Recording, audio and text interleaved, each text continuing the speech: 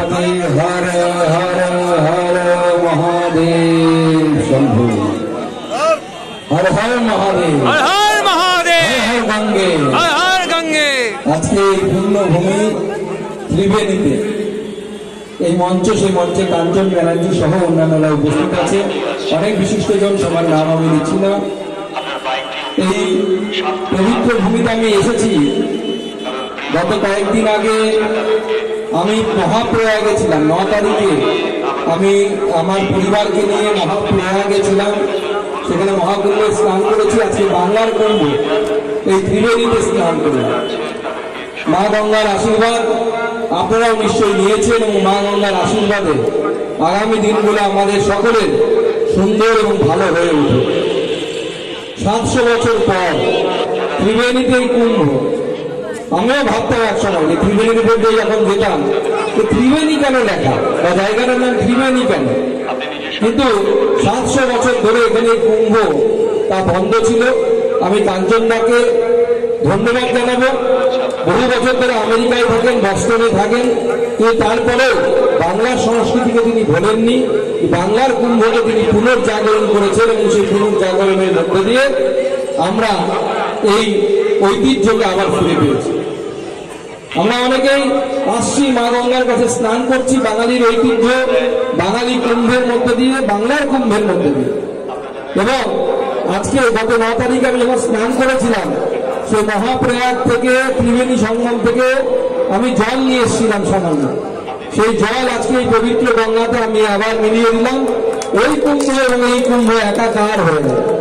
এটা নতুন কিছু নয়, আপনারা দেখেছেন হয়তো। আমরা যখন পুরোহিতদের মহাশয়দেরকে ডাকি আমাদের বাড়িতে পুজো করার জন্য, বাড়িতে বা নিজেরা পুজো করি, আমরা জলশুদ্ধি করি, আসন শুদ্ধি করি, পুষ্প শুদ্ধি করি।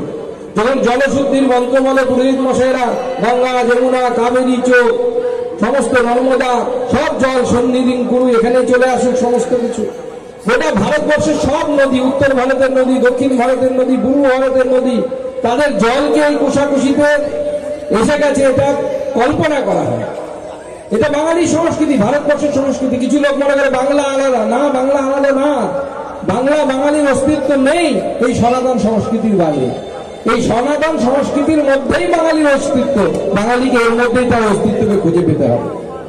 আমরা যে আমাদের বিষ্ণু পুরাণে যে কথা বলা আছে যে উত্তরঙ্গত সমুদ্রস্য হিমদ্রস্য দক্ষিণম দর্শন কালে ভারত নাম ভারতী অত্রসন্ত, অর্থাৎ সমুদ্রের উত্তরে, মহাসাগরের উত্তরে, হিমালয়ের দক্ষিণে যে বিস্তৃত ভূমি তা ভারত ভূমি নামে পরিচিত। আমরা তার অঙ্গ এবং তার হাজার হাজার হর হর হর মহাদেব শম্ভু হর হর মহাদেব हर हर महादेव হর গঙ্গে हर हर गंगे আজকে পুণ্যভূমি ত্রিবেণীতে এই মঞ্চ সেই মঞ্চে কাঞ্চন ব্যানার্জি সহ অন্যান্যরা উপস্থিত আছে। অনেক বিশিষ্টজন সবার নাম আমি নিচ্ছি না। এই পবিত্র ভূমিতে আমি এসেছি গত কয়েকদিন আগে। আমি মহাপ্রয়াগে ছিলাম 9 তারিখে। আমি আমার পরিবারকে নিয়ে মহাপ্রয়াগে ছিলাম, সেখানে মহাকুম্ভে স্নান করেছি। আজকে বাংলার কুম্ভ এই ত্রিবেণীতে স্নান করলাম। মা গঙ্গার আশীর্বাদ আপনারাও নিশ্চয়ই নিয়েছেন এবং মা গঙ্গার আশীর্বাদে আগামী দিনগুলো আমাদের সকলের সুন্দর এবং ভালো হয়ে উঠবে। 700 বছর পর ত্রিবেণীতে এই কুম্ভ।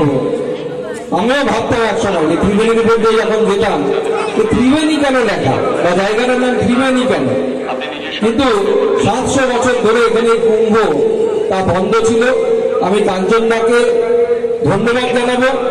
বহু বছর ধরে আমেরিকায় থাকেন, বস্টনে থাকেন, কিন্তু তারপরেও বাংলার সংস্কৃতিকে তিনি ভোলেননি।